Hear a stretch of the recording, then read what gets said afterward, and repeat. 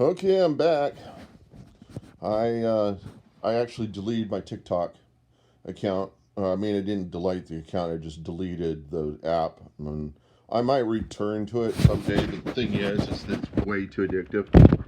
And the reason why is because for the same reason that when you're woo, when you're I'm putting rubber bands around this. Put it on my monitor. Uh, I have no way of showing you exactly what I'm doing here. If I had a mirror, I could point it out to you. But I put my iPad, I have my monitor and I have some rubber bands around it. And I put my iPad inside the rubber bands so it would hold the iPad upright. And this is a monitor that has effectively become a doorstop, even though it still works. I just, it's just extra to my entire setup, and and it lives a life as a low, as a lowly doorstop and stand for my iPad, which is not a bad deal because these guys over here saying you haven't even paid much attention to me in like a month and you're giving him all the attention, and he's like, yeah, and I'm not doing shit, and these guys back here are like, yeah, we need a rest because he's usually always over there, you know. You have to have a little bit of comedy. It makes things interesting, even if you're talking to inanimate objects. Even it says in the Bible, um, talking to people that were praising God, and it says, I could even call out these rocks, and that these rocks I could have them call praises to me. What do I need you to call praises to me? What is it important for me to have you call praises to me whenever I can make rocks call praises to me? And so that's the thing is that where do you stand in my game? And I mean, God doesn't need you, you need God, is the idea. Anyhow, and I don't need the monitors, they need me. Because if I wasn't here, they couldn't do anything by themselves. And so I do need the monitors whenever I need to use the computers. But, you know, if I had choice between being here and being with Bo Derek, or no, with let's give an example. Good example. Sunny Lane. I'm a port addict. I would the choice of being with Sunny Lane or being with these monitors. I'd be with Sunny Lane. So that's kind of where they sit with respect to Sunny Lane. Of course, I don't know if Sunny Lane's a psychopath, and so that would really shoot that whole thing. She's a model, at least I mean at most she's a model, and at least well, worst case scenario, and porn star. And she probably sees that as great. I don't. I see that as um, a hit to your self esteem and digging and all that stuff. It doesn't real well in my book the same way that my addiction doesn't real well in my book. Um, it's something that if I could get in my brain and cut off the thing that says that I need to do it, I'd just cut it off. I'm sure a lot of people out there with vices like that, people with alcoholism, if I could just get in my brain and just flip the switch that, if I could flip the switch that controls my libido, we all have that. So we all hate it. We live with it. And when we're in it, we love it. But then after we're done with it, we hate it to death. And we want to go and do something else because we realize we just wasted a whole day on the stupid vice. Okay? So that's how that is. And if you didn't feel that way, you wouldn't understand what sin was, you know. And that's what sin is the realization that things that you think you need, you don't really need, and then you realize how much of a curse they are because they distracted you from important good stuff that could have really benefited you more than this short term, you know, um, what women say about men is they go off and get their yah-yahs, you know, go off and get their yah-yahs, go and sow their oats, go find themselves, you know. It's the way people um, disassociate themselves from other people that they can't have anything much to do with because everything they try to communicate to them, it goes out the other ear, and it doesn't get it doesn't integrate with the logic in the brain. You know, it just goes out the other ear because it's of no concern to them, and you know, and then that's the end of the relationship.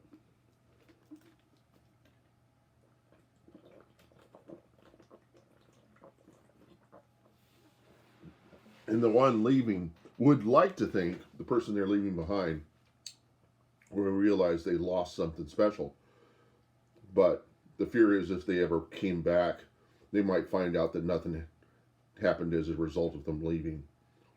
And then you start to sing songs you remember David McDonald, was his Michael McDonald, What a Fool Believes, which is about a person who thinks they have a relationship with somebody, then finds out that there was nothing really there, that it was all misperception. Yeah. So you come to be with somebody, you think you're in a relationship, and then you find out they're with somebody else, or they're not real. They didn't really consider you in the same respect that you were considering them. You were thinking love, and they were thinking friendship. You know, I had heard, who is it? Allen Ginsberg and the guy that Kerouac, Jack Kerouac and Allen Ginsberg, you know, in a room. And one day, Allen Ginsberg like goes and tries to kiss Kerouac, and Kerouac freaks out. And it's like, dude, I am not like you. I'm not a homosexual, dude. You know, I think that was the deal. And that happens, and it happened with Elton John and um, his partner, and his partner says, "I'm not homosexual. I don't identify with you in that respect. I see you as a friend and a business partner, and you know, and dude, I'll be there for you, but I'm not that kind of person, you know." Anyhow, and I'm one of those too. I'm a heterosexual. And I'm heterosexual to a very nth degree. I'm not. I'm the heterosexual that freaks out over women, and I gotta have all the women. And for me, polygamy would not be a problem. But then there's part of me that says, yes, it would, because it would be unfair to them.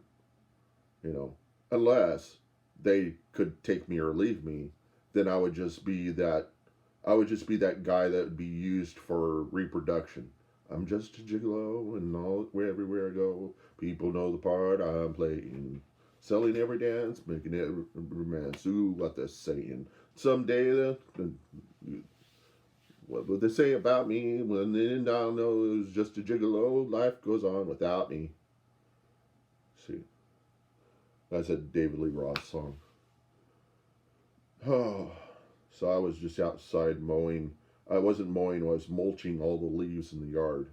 That's what you do in the fall. And there's a little plug. There's a butt plug. A butt plug in the mower is the mulching plug. And what it does is it causes all the leaves to kind of sit above the blades and constantly getting turned to shreds. It turns them, basically, if they spent enough time there, it would turn into a gas. It would turn into leaf gas, and it might go up in the air, it might go down into the ground, but what it does is it puts nutrients into the soil, so that the next year you'll have a better grassy um, lawn. So it's like fertilizer.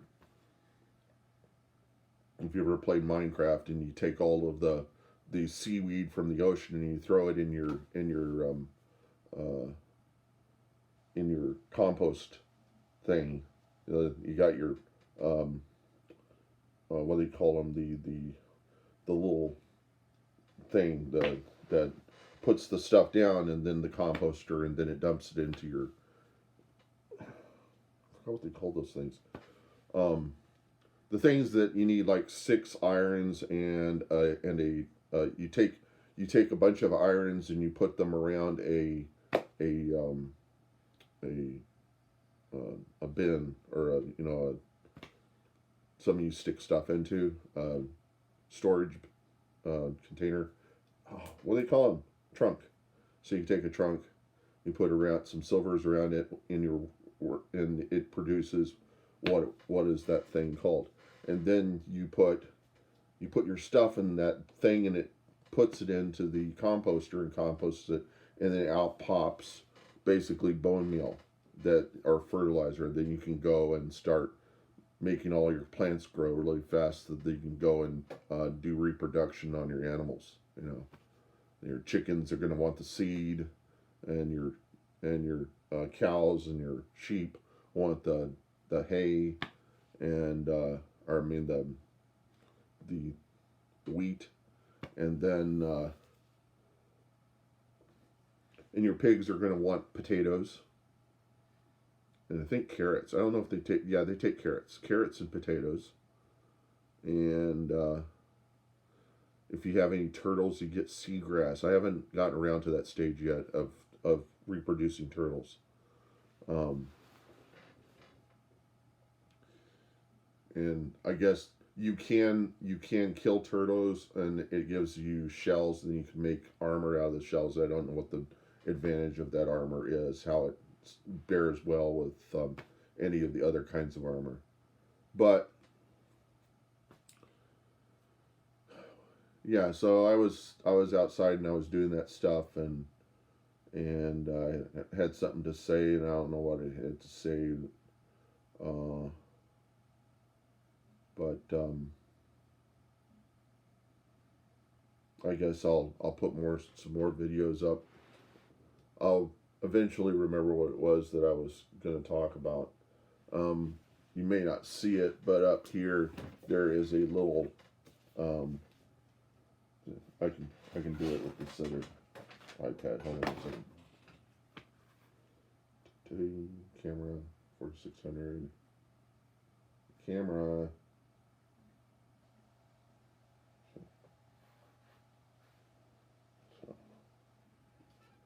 So there.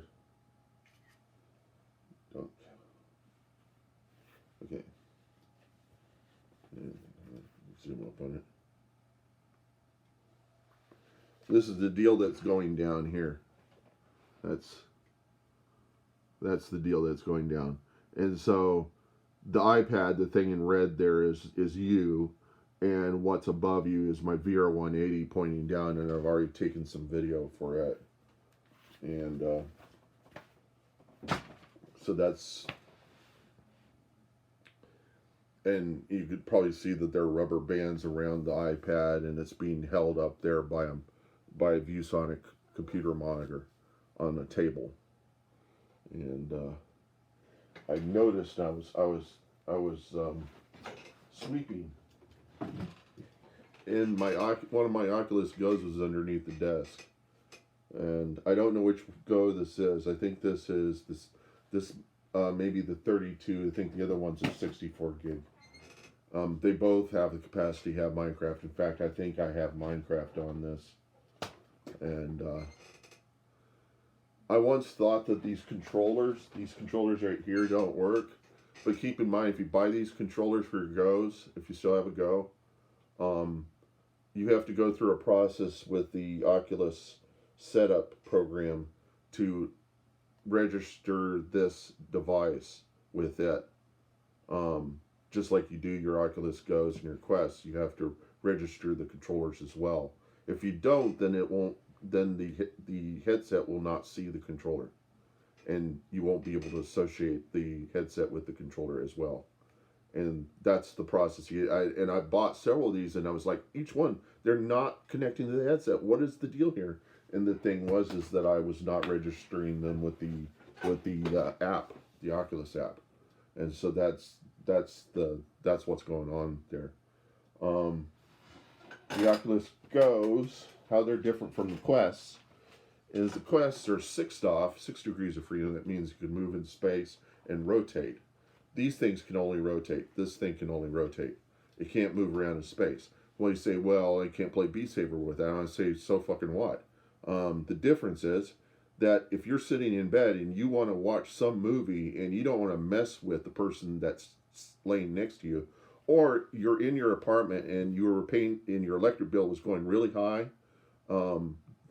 possibly during the fall, I wouldn't say during winter, whatever, because you're either going to be running a heater or cooler, but in the fall, temperature is pretty normal, and you want to cut down on your lighting bill, cut off all your power, put in your Go headset late at night. You can watch movies, just have your Wi-Fi on, and you'll be completely in the dark, and you can't really do that with Quest because it'll start complaining that you don't have a Guardian, and the Go's don't have that problem. And so the special thing with the Go's is that you can play Minecraft on them. You can go into big screen and watch a movie. You can watch a movie on your DLNA server through your this Wi-Fi, this router here.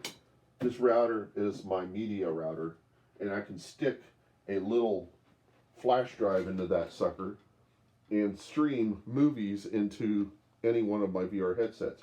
And so I can watch a movie, VR 180 or a regular movie in these Go's. So there is advantages to all technology. The problem with society is they always want to throw away the thing that they had last. It's kind of like, oh, well, I don't really need you. But somebody, one man's trash is another man's treasure. Go and check with somebody around you. They would be eager to have this sucker here, And I have two of those Go's, and I'm not willing to give them away for anything because I understand the need for them and the advantage with them. And basically, I can run Minecraft on these. I can't run them on Quest 2. And I fucking hate all the games that are on the Quest 2. Every damn one of them.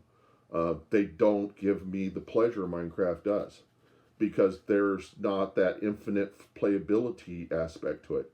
There's not the amount of mystery that there is in Minecraft. There is nothing to Beat Saber. The Beat Saber doesn't mean anything if you don't have friends around. So Beat Saber, it's kind of like you're playing against yourself, and you might be able to play against somebody else. But I mean, really, what is the value? What is the entertainment value in Beat Saber? I played it, and it's all it is. What is that game? The one where you step around the pad to the music. That it's in the line of that, Dance Dance Revolution, DDR. And I had DDR on Sony PlayStation. It was interesting for a while, and then I lost interest in it. Beat Saber, just DDR in a different form. Or it's Tetris in a different form. It's DDR Tetris, that's all it is. And so I just watered down your game that you consider to be a great exercise thing. And I'm just like, I get more exercise from a bowling game in the Quest. And so you can either hate me or love me or hate me. The truth of the matter is that there really isn't any good games on the Quest platform. And this is because people are limited by the aspect of what games do I create that exploit what this headset already does, rather than looking to the past of what video games did work and then just replicating them in the Quest. I mean, you could do Pac-Man in the Quest. Why isn't anybody doing Pac-Man in the Quest? You could do Gauntlet maybe. I mean, you could take any one of those old games and bring them to the Quest. Why are you not? Because you're a bunch of dumb fucks. That's what you are. And I'll say it right up front. You're dumb fucks. And you'll say, well, I don't have to deal with this. I don't have to put up with this. Well, that's your ego talking. Unless you really understand that you are dumb fucks, then you will never accept it. It doesn't mean that you're always dumb. It just means that you're limiting yourself. Okay?